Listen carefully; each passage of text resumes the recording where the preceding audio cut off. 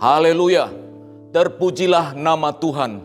Patutlah kita mengagungkan Dia, memuliakan Dia untuk segala karya yang Ia kerjakan dalam kehidupan kita, khususnya pada akhir-akhir ini, di mana kuasa dan mujizat-Nya dinyatakan kepada umat manusia, khususnya orang-orang percaya, sehingga belakangan ini kami mendengar ada begitu banyak orang yang mengalami kuasa kesembuhan waktu mereka terpapar, tetapi saat ini mereka telah disembuhkan. Terpujilah Tuhan untuk karyanya yang tak berkesudahan dalam kehidupan kita, yang terus menopang kita, orang-orang percaya khususnya di masa-masa yang sulit ini. Saudara-saudariku sekalian, senang dapat menyapa Anda lagi melalui program Sabda Menyejukkan pada minggu ini. Dan kita ada pada minggu kedua masa Prapaskah. Minggu yang lalu firman Tuhan berbicara tentang kemuliaan dalam penderitaan, khususnya diambil dari Yohanes 17 ayat 1 hingga ayatnya yang kelima. Dan kali ini saya kembali menguraikan bagian ini, tetapi saya akan membacakan ayatnya yang keempat yang mengatakan, Aku telah mempermuliakan engkau di bumi dengan jalan menyelesaikan pekerjaan yang engkau berikan kepadaku untuk melakukannya. Saudara-saudariku sekalian, ketika kita berbicara tentang kemuliaan dalam penderitaan, yang adalah bagian dari doa Yesus untuk murid-muridnya, di mana pada bagian awal Yesus berbicara supaya Bapa mempermuliakan dirinya karena Ia mau melakukan pekerjaan yang besar, yaitu menyerahkan dirinya di atas kayu salib. Maka pada saat ini, saudara-saudariku sekalian, kita akan kembali melihat kemuliaan salib Kristus. Sebagaimana tadi yang saya sudah sampaikan dalam doanya, Yesus berkata, Bapa, telah tiba saatnya, permuliakanlah anakmu supaya anakmu mempermuliakan engkau. Jika kita memperhatikan bagian ini, seolah-olah kita dapat menyimpulkan bahwa Yesus itu perlu dimuliakan. Walaupun saudara-saudariku sekalian, tanpa kita muliakan, karya yang Yesus kerjakan selama ada di dunia telah menyatakan kemuliaan itu sendiri. Selama Ia melakukan pelayanan, Ia melakukan tanda-tanda ajaib, mengubah air menjadi anggur, membangkitkan orang mati, membuat orang lumpuh menjadi berjalan, mencelikkan mata yang buta. Bukankah semua menyatakan kebesaran kemuliaan Kristus?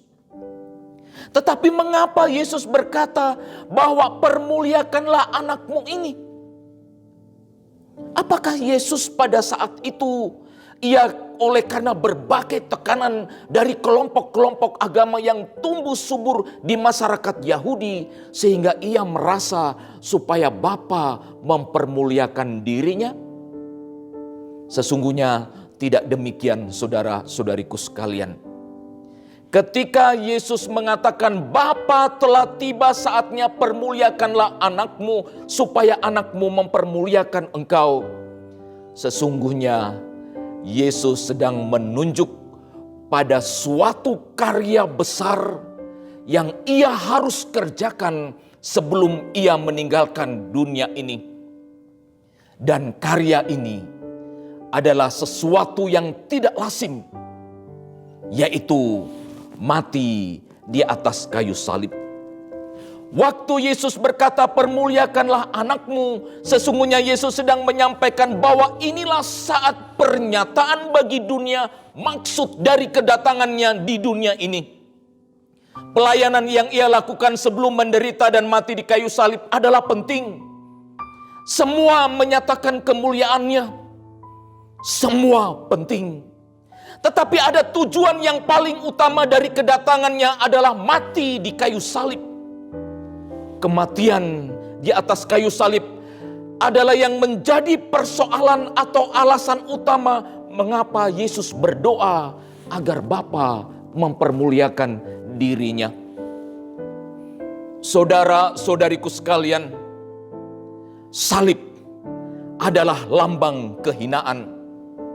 Salib adalah lambang kutuk, sebab yang mati di atas kayu salib hanyalah orang-orang yang dikutuk. Tetapi Yesus berdoa agar lambang kehinaan dan kutuk itu menjadi pernyataan kemuliaan Allah bagi dunia. Sebab apa yang Yesus kerjakan di atas kayu salib adalah menyatakan kemuliaan Allah, di mana penghukuman diganti dengan pembebasan. Kebodohan menjadi keagungan, kutuk menjadi anugerah. Dan pemahaman ini sulit diterima oleh dunia, sehingga Yesus meminta agar melalui karya yang ia kerjakan itu, maka ia dipermuliakan. Dan melalui kematiannya, Kristus dimuliakan dan Kristus memuliakan Bapa yang mengutusnya. Pernyataan kemuliaan yang Yesus kerjakan bukankah sangat kontras dengan nilai-nilai yang dibangun oleh manusia yang menunjukkan sebuah kejayaan atau kemasyhuran? Sebuah tindakan yang tidak lazim. Pernyataan kemuliaan yang kelihatannya terbalik.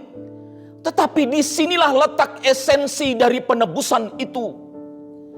Allah menggunakan cara-cara yang tidak lazim dan tidak terpikirkan.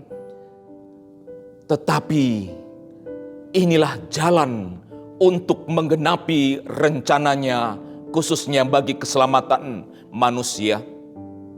Sesuatu yang terlihat sungsang atau terbalik dalam konteks penebusan dosa di Perjanjian Lama. Seorang imam dapat melakukan penebusan dosa bila seseorang memberikan anak domba sebagai korban dari penebusan dosa. Tetapi dalam kemuliaan salib Kristus, Kristus adalah imam itu sendiri. Kristus membawa dirinya di atas mezbah yang suci, yaitu salib, sebagai korban penebusan salah, korban yang sempurna, dan korban sekali untuk selama-lamanya. Itulah sebabnya kemuliaan penderitaan adalah kemuliaan Kristus, yaitu hidup untuk mati, kematian untuk kebangkitan dan kehidupan kekal, dan melalui peristiwa ini keabadian kemuliaannya dinyatakan, yaitu kemuliaan yang ada sebelum segala sesuatu ada. Kemuliaan yang kemudian dinyatakan melalui kuasanya yang absolut, di mana manusia tidak dapat menggugatnya. Kemuliaan yang kemudian dapat didekati dan dirasakan oleh manusia karena kehadirannya di tengah-tengah dunia ini. Kemuliaan yang terus berkembang menyentuh langsung esensi kehidupan manusia di dalam dunia yang telah tercemar oleh dosa atau dunia yang sedang menderita, yaitu kemuliaan penderitaan melalui peristiwa salib, yang pada akhirnya pernyataan kemuliaan yang menunjukkan bahwa kemuliaan itu telah ada dan melekat pada diri Kristus sejak sebelum segala sesuatu ada. Inilah esensi dari pernyataan Kristus yang mengatakan, Bapa, telah tiba saatnya, permuliakanlah anakmu, supaya anakmu mempermuliakan engkau. Saudara-saudariku sekalian, di masa-masa penghayatan atau masa prapaskah ini, sesungguhnya kita diajak untuk melihat pernyataan kemuliaan Allah yang ada dalam diri Kristus. Yang sebenarnya saudara-saudariku sekalian, kemuliaan itu melekat dengan sendirinya. Tanpa kita muliakan, Kristus itu adalah mulia. Sebab dia ada sebelum segala sesuatu ada. Tetapi kemuliaan itu sekarang dinyatakan melalui kehadirannya di tengah-tengah dunia ini. Dan kemuliaan itu terlihat dan diwujud nyatakan dalam kehidupan manusia sehari-hari. Terlihat sebagai manusia yang menderita, tetapi melalui penderitaan itu memunculkan kebenaran. Sebuah kesejatian hidup yang tidak hanya terlihat dalam keadaan tertentu, tetapi teruji di setiap tempat dan waktu. Mulai dari kandang hina, hidup sebagai seorang anak tukang kayu yang berjuang bagaimana seharusnya hidup sebagai manusia yang menderita. Menahan diri dari segala nafsu dan obsesi di padang gurun. Membiarkan diri dinilai oleh sesamanya saat ia melayani, walaupun celaan harus diterima ketika ia menyatakan asalnya. Di setiap jalan penderitaan menuju Bukit Golgota, tak sedikit pun ia menyangkal Bapa yang mengutusnya. Bahkan di tengah-tengah pergumulan hidup karena derita yang tak kunjung selesai, ia masih dapat berkata, "Ya Bapa, ampunilah mereka, sebab mereka tidak tahu apa yang mereka perbuat." Di tengah-tengah penderitaan yang dialami, ia memunculkan kesejatian hidup itu. Sebuah kemuliaan yang terlihat dari nilai-nilai yang mulia dan benar. Dan inilah yang dimaksud dengan kemuliaan dalam penderitaan, kemuliaan salib Kristus yang juga menyatakan kemuliaan yang melekat pada dirinya sebelum segala sesuatu ada.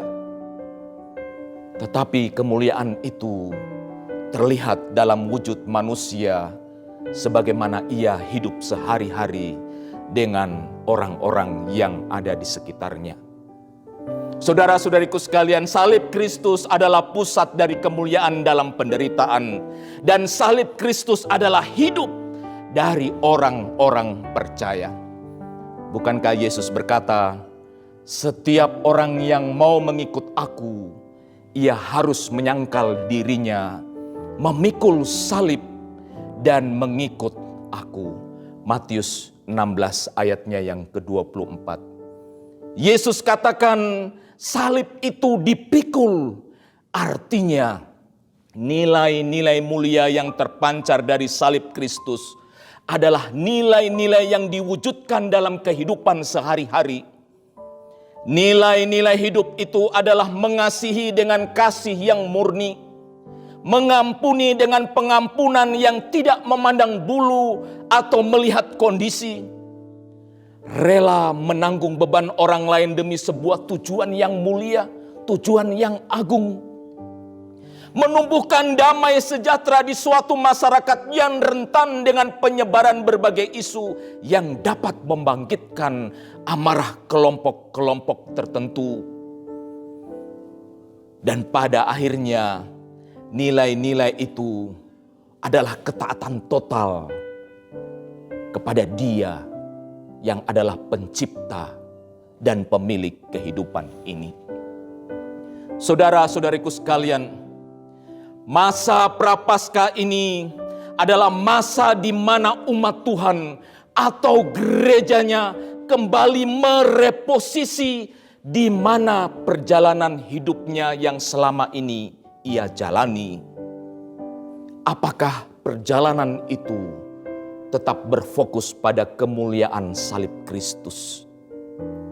Sebab pada salib itu tidak ada sedikit pun celah yang dapat dipakai oleh kegelapan untuk mencungkir balikan terang pada posisinya, dan terang itu adalah Kristus. Masa Prapaskah adalah masa di mana umat Tuhan kembali melihat nilai-nilai hidup yang selama ini telah tumbuh dan memengaruhi perilaku yang berdampak pada hubungan dengan sesama. Perilaku yang berdampak pada hubungan antar kelompok sosial dalam skala yang lebih luas. terlebih hubungan kita dengan Tuhan yang telah menghadirkan kita di dunia ini. Masa Prapaskah adalah masa di mana nilai-nilai salib Kristus dijunjung tinggi dalam kehidupan berkeluarga, dalam kehidupan sosial, serta relasi-relasi yang terbangun dan kita hidupi sehari-hari. Sehingga saudara-saudariku sekalian, kemuliaan salib Kristus itu akan semakin terlihat walaupun kita sedang ada dan hidup di dunia yang menderita. Saudara-saudariku sekalian, hidup ini memang selalu membawa kesenangan-kesenangan. Tetapi di sisi yang lain, sesungguhnya kita sedang hidup di dunia yang menderita. Tetapi saudara-saudaraku sekalian, saya mengajak melalui masa Prapaskah ini, agar kita semua tetap berfokus pada kemuliaan salib Kristus. Sehingga benar-benar hidup kita akan terus ditopang, akan terus dibaharui, akan terus didorong untuk menghidupi nilai-nilai Kristus di tengah-tengah dunia ini. Sehingga tanda-tanda kerajaan Allah melalui saudara, melalui saya, melalui gerejanya semakin nyata. Kiranya Allah dimuliakan dan diagungkan melalui pemberitaan firman Tuhan ini, dan kita semua diberkati. Mari kita berdoa. Diagungkan dan dimuliakan Engkau ya Allah, Tuhan yang telah datang ke dalam dunia melalui Putra Tunggal-Mu Yesus Kristus dan mati di atas kayu salib.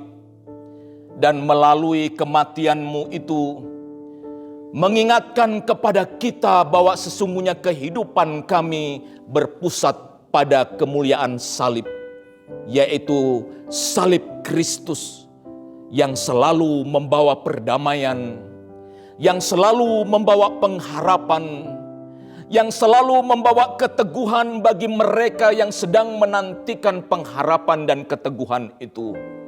Oleh sebab itu ya Bapa, hamba-Mu berdoa, kiranya mereka yang sedang mendengarkan pemberitaan firman Tuhan ini, mereka kembali diberkati, diteguhkan, untuk kembali mereposisikan hidup mereka pada kemuliaan salib Kristus.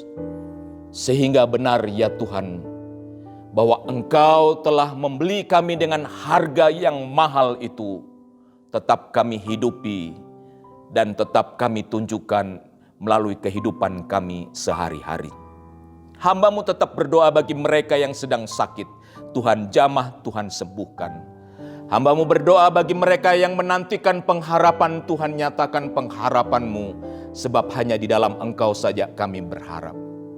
Terpujilah Engkau ya Tuhan, di saat dunia yang sedang menderita ini, biarlah Engkau menyatakan kuasa dan mujizat-Mu bagi mereka yang sedang menderita, bagi umat Tuhan yang sedang menderita. Di dalam nama Yesus Kristus kami naikkan doa ini. Amin. Haleluya, terpujilah Tuhan. Sampai jumpa pada minggu yang akan datang. Tuhan memberkati.